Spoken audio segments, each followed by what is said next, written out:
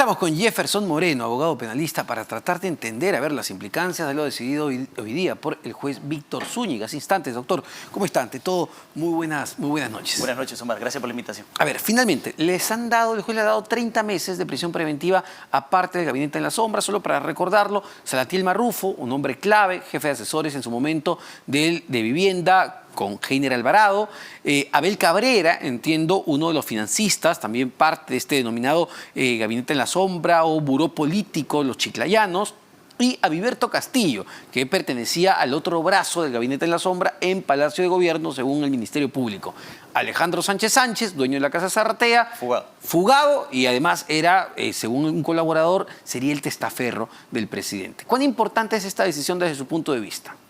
Lo que la decisión implica son varias cosas. Primero, que existen graves y fundados elementos de convicción, es decir, para el juez en un grado de probabilidad, el hecho estaría acreditado, primero, y estas personas estarían vinculadas al hecho. Eso es lo primero que debe quedar claro. Como ha pasado en el caso de la señorita Paredes también, o sea, no está en discusión la existencia del hecho y la vinculación de estas personas con ese hecho. Eso no se desbarata. Dos, que obviamente superan la pena porque la imputación es grave de crimen organizado. Pero tercero, en el caso de estos últimos asesores, que existe un peligro procesal. Es decir, de afectación al proceso, o van a desaparecer, como es el caso de uno de ellos, que se ha materializado, o pueden obstaculizar, ¿no? O sea, eso queda clarísimo. Hay un punto interesante. A ver, yo, y lo hemos conversado antes, entiendo que cada situación es única. Cada uno es individual. Yo evalúo a Salatiel Marrufo, a Abel Cabrera, de manera separada. Pero, a ver, ya para un juez, si veo que uno de ellos se me fugó, ¿no? El derecho no te permite ese análisis. Por eso es que conversábamos el otro día y te decía, cuidado, que el análisis no puede ser global. Cuando alguien le diga a Salatiel Marrufo, se han perdido los celulares, han puesto las denuncias, él responderá y dirá, yo no fui. Lo que ha pasado en el caso de Jennifer Paredes y lo que ha dicho la sala. La sala dice, los comportamientos son individuales, algo que haya hecho ella. Por eso es que esta decisión que se ha tomado en primera instancia, mira, va a ser revisada en sala. Claro. Puede tener implicancias de revocatoria inclusive porque el peligro procesal es individual. ¿Qué es lo que tendría que marcarse como precedente, como jurisprudencia? ¿Qué implicancia tiene el comportamiento de la organización? La decisión de la señorita Paredes, que es 2 contra 1, en el voto singular que hace la señora juez, dice, cuidado, hay datos que no están teniendo en consideración. Es una organización criminal, 1. 2, que se habría enquistado actualmente en el poder. Está activa. 3, que son altos funcionarios del Estado los miembros. Son cosas que no están teniendo en consideración. Ojo. Entonces, ese razonamiento es el que se puede plasmar como para cambiar un poquito este análisis individualizado del comportamiento. Sí, ¿no? Claro, a eso me refería, ¿no? El hecho de que son parte de algo mucho más grande. Claro. Y de algo grande que está pues en actividad, que está latente funcionando. El problema es que jurisprudencialmente en el Perú ese peligro procesal es personalísimo, salvo el criterio de la pertenencia a una organización criminal, ¿no? A ver, y también ¿qué nos dice? Porque la gente puede pensar que son los únicos implicados, pero hay que recordar que la lista que detalla el Ministerio Público de los miembros de este denominado Gabinete en la Sombra es mucho mayor. Incluso está el señor Beder Camacho, estuvo hace un momento en este estudio, Auner Vázquez, que tenía un rol, según el Ministerio Público, de coordinación con los parlamentarios, y muchos otros que quizás no han sido muy mencionados. Para todos ellos es comparecencia con restricciones, entiendo. Ya, ¿eso qué nos dice? ¿Que estamos frente a futuros colaboradores, futuros testigos? Hay 2 lecturas. Esa es la más razonable. Fiscalía decide. Si tiene un grupo de personas detenidas, se vence el plazo de detención, Fiscalía decide. Prisión preventiva o comparecencia con restricciones. 1 puede ser una negociación con un aspirante a colaborador en el que a cambio de la información se entrega un pedido de comparecencia con restricciones que ha pasado en otros casos y que es legítimo, es legal, no es parte de una coacción ni nada por el estilo. Eso puede conversarlo la Fiscalía con el aspirante a colaborador. Y la otra posibilidad es que en el caso de ellos no hayan encontrado un peligro procesal que los ayude a ganar una prisión preventiva.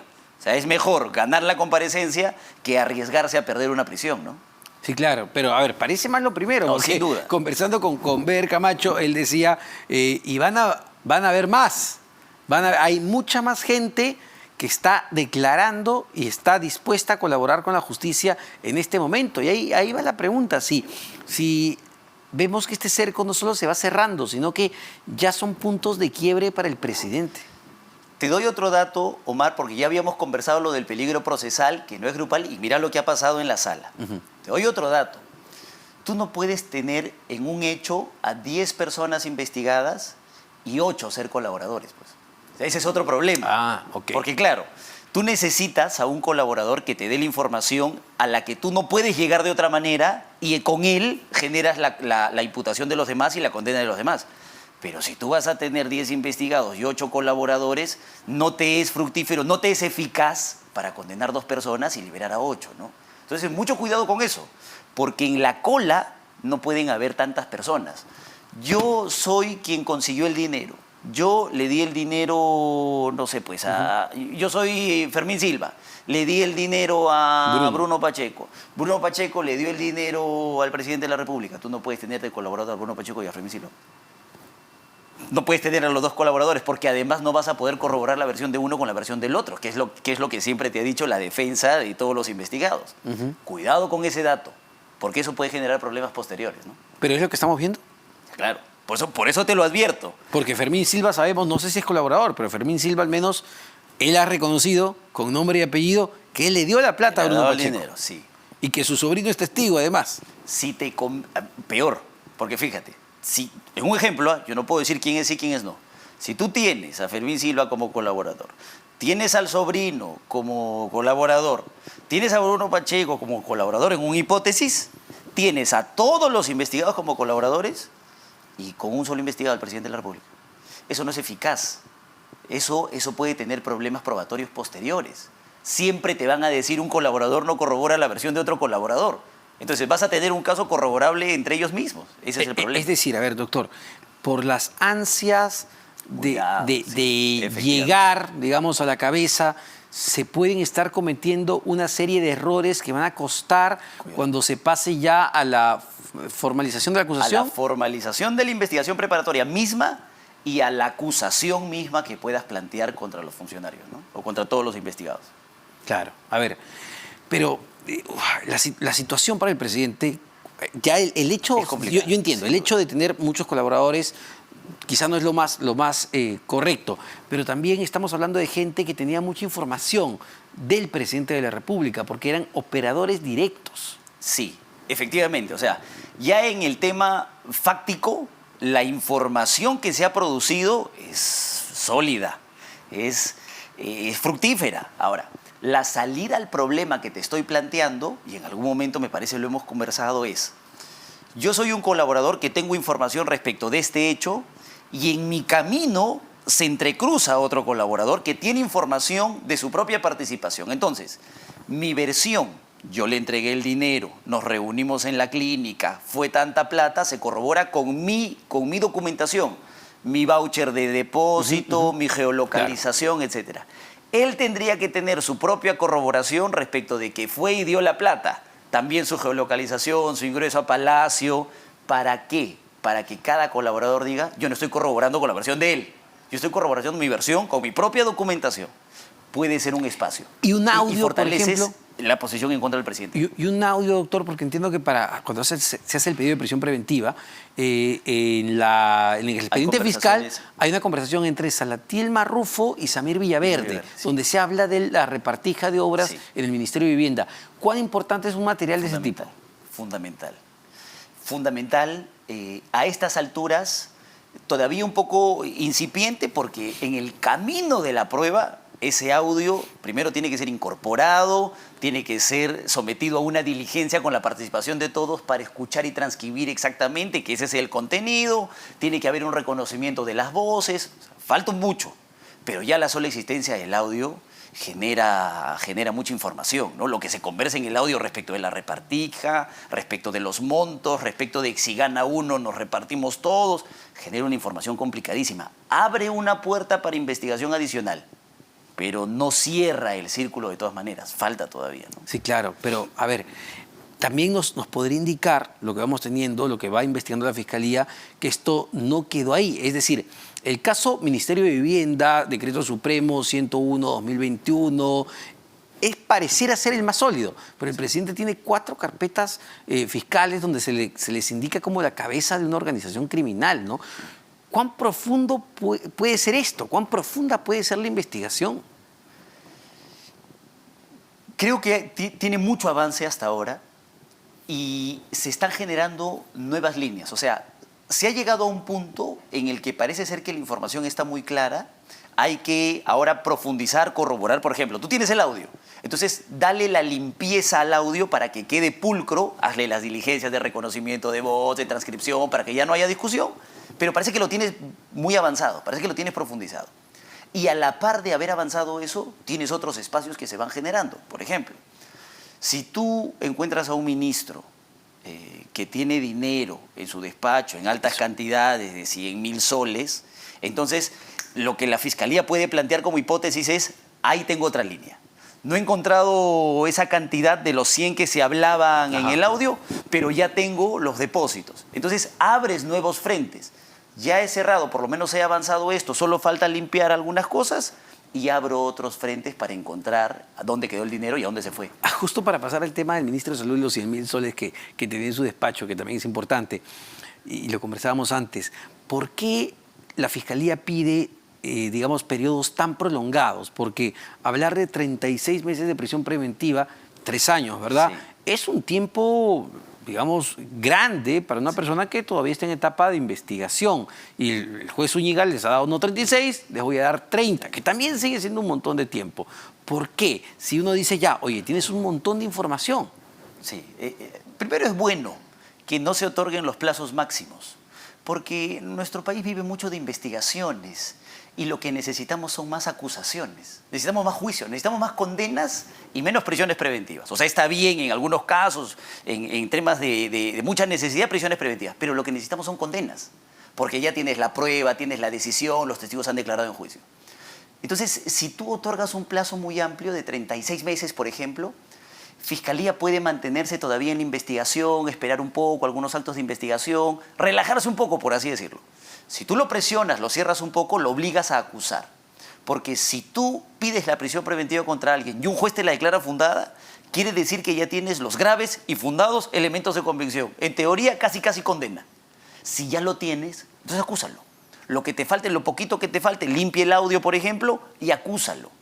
Pero ¿qué pasa? ¿Por qué 30 meses? Porque te gastarás unos 6 meses, 8 meses todavía en algunas cosas que te falten en la investigación, posibilidad de que los investigados también puedan defenderse.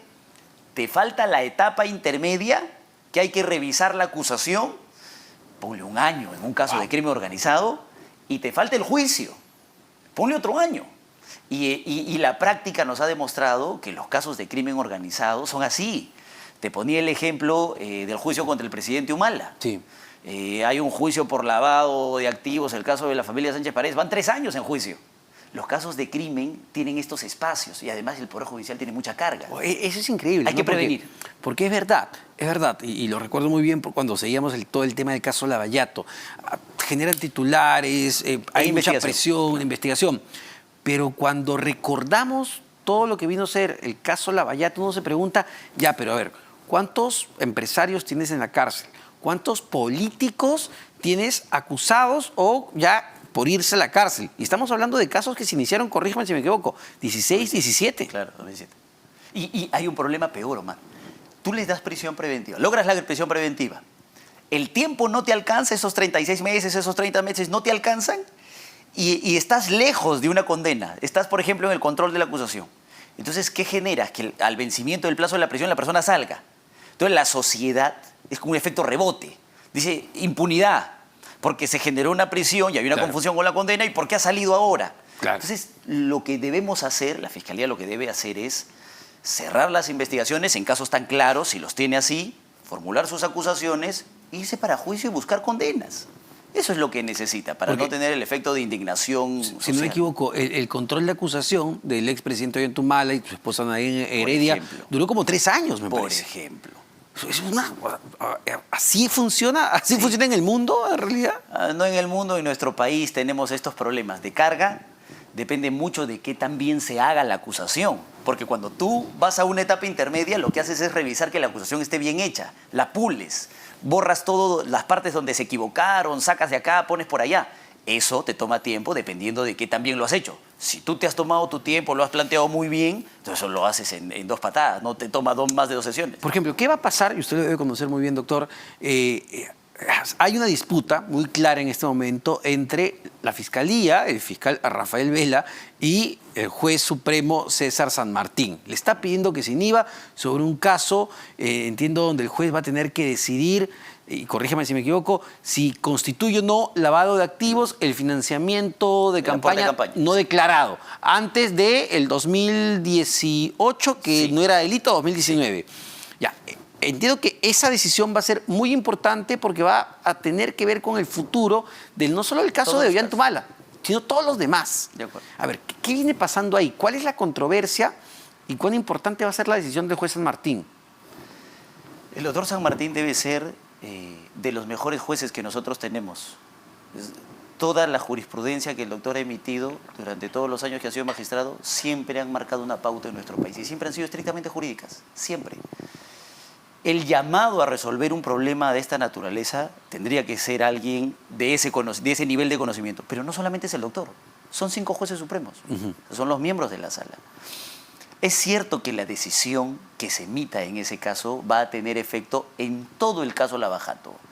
Tienes atrás a la señora Fujimori, tienes a Susana Villarán, tienes a PPK, todos quienes están en la lista obviamente van a tener una expectativa de este pronunciamiento. Mientras sea estrictamente jurídico, creo que no hay ningún inconveniente y me parece que el doctor San Martín da esa garantía. Obviamente hay un temor en Fiscalía respecto de que se genere una decisión que no les pueda ser favorable, porque me parece que se conoce un poco de la posición respecto a este tipo penal, ¿no? Sí, sin embargo, y con el antecedente que el doctor San Martín ha mantenido una inhibición eso es lo que llama la voluntaria. atención. Exacto. En casos anteriores. Y entiendo, ¿no? que eso es lo que le preocupa muchísimo al fiscal Rafael Vela, ¿no? Que el juez San Martín ya se había inhibido para otros casos de Ollantumala y Nadine Heredia, pero para este caso no. Y eso, entiendo, genera una serie de suspicacias en la Fiscalía, en el equipo especial de Lavallato. Pero finalmente quien decide es la sala. La sala va a tomar una decisión respecto de un problema jurídico trascendente en el país. El día de hoy, la presidenta del Poder Judicial, y mira lo que genera. O sea, el ataque, lo que en efecto rebote ha generado es un espíritu de cuerpo en la Corte Suprema. Entonces, es peor atacar la independencia judicial. Es como lo que pasa ahora con el caso del presidente Castillo. Se ataca, pero cuando se toma una decisión independiente, como por ejemplo la revocatoria de la señorita Paredes, ahora sí el Poder Judicial es el mejor. Yo creo que hay que respetar la independencia, ¿no? Solo para terminar, doctor, el caso del ministro de Salud, desde el punto de vista legal, los hechos que presentó nuestro colega Christopher Acosta el día domingo, el hecho de tener 100.000 soles en efectivo, de usar a funcionarios públicos para pitufiar el dinero hacia la cuenta de la madre de sus hijos, y que en esa misma cuenta un empresario de la salud deposite $70.000 por la supuesta venta de un tomógrafo. Todo ese panorama, ¿es irregular? Sí, claro. También pitufiados los $70.000, lo dice la resolución judicial. Claro, porque no se trata de un solo depósito, también son por partes. Por partes. Claro, y hay un problema. Si tú tienes un contrato, si tú tienes un acuerdo familiar, vas y depositas, pues. Tú vas, agarras los 100.000 y los depositas. Entonces, ahí hay un problema porque el pitufeo es un indicio de delito de lavado. Porque el pitufeo te permite no detección por parte de la UIF. Claro. Entonces lo haces en cantidades pequeñas para no tener detección. 1. 2. El dinero en efectivo es sospechoso en estos tiempos porque tienes la obligación de bancarizarlo. Claro. Entonces, ¿por qué no lo bancarizas? Está la sospecha de que puede provenir de actos ilícitos. En este supuesto es probablemente corrupción de funcionarios porque tienes la participación de un particular vinculado al ámbito del ministro. Entonces tienes varios momentos. Tienes el momento del origen del dinero, que se va a tener que investigar, corrupción. Tienes el momento de las transferencias, porque ahí está la participación de los funcionarios que no trabajan específicamente en su labor, sino que se van a hacer depósitos. Y tienes el momento de la conversión, que es donde ya participa la expareja, ¿no? Bueno, tremendo. Muchísimas gracias siempre por estas luces, doctor Jefferson Moreno, abogado penalista. Pero venimos con un exministro de Salud, el doctor Abel Salinas, para conversar justamente de este tema desde ya el campo de un ministro. Si es normal que un ministro tenga 100.000 soles, como ha dicho el ministro de Justicia, Félix Chero, que ahora la gente usa dinero en efectivo. 100.000 soles. Una pausa y venimos con eso.